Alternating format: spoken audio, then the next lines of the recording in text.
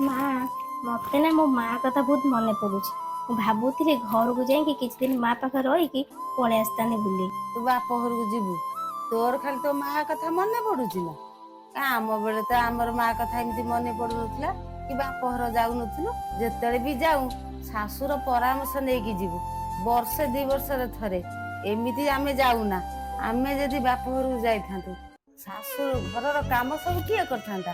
ଶାଶୁର ସେବା ଯତ୍ନ ସବୁ କିଛି କରୁଥିଲୁ। ତାଙ୍କ ଅନୁମତିରେ ଆମେ ଯୁଆଡେ ଯାଉଥିଲୁ।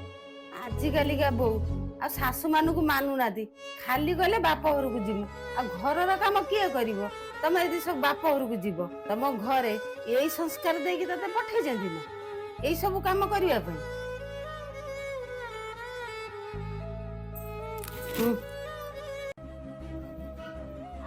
ମା, ମୋର ମନ ଅଛି ତୁ ମାସରେ ଅଧାରୁ ଅଧିକ ଦିନ ଆମକୁ ମାମୁଁ ଘରୁ ନେଇକି ବୁଲିବାକୁ ଯାଉ। ଶାଶୁ କାହିଁ ଜଣଉନୁ, ସେଇଭଳିଆ ପଳଉ ମାମୁଁ ଘରକୁ। ଘରେ ଯଦି କିଛି ଝଗଡ଼ା ହେଲା, ତୁ ବେଡ଼ିଙ୍ଗ ପତ୍ର ଧରିକି ଆମକୁ ଧରି ମାମୁଁ ଘରକୁ ପଳଉ। ସେଠି ତ ମାସ ମାସ ଧରିକି ରହୁ ମାମୁଁ ଘରେ। ତୁ ମା ଯୁଆଡେ ବୁଲିବାକୁ ବି ଯାଉ, ଶାଶୁକୁ ଅନୁମତି ତ ଦୂରର କଥା, ତାକୁ ଜଣଉ ବି ନାହୁଁ, ତୁ ପଳଉ। ଆଜି ତ ବୋଉ ବାପ ଘରକୁ ଯିବ ବୋଲି ଅନୁମତି ମାଗିଲା, ତାକୁ ଏତେ କଥା କହୁଛୁ, ତାର କଣ ତା ମା କଥା ମନେ ପଡୁନି? ହେ ଚୁପ୍ କର। ମୁଁ କାହାକୁ କଣ ଅନୁମତି ଦେବି ନାହିଁ, ତୋ ପାଖରୁ ମୁଁ ଶିଖିବି?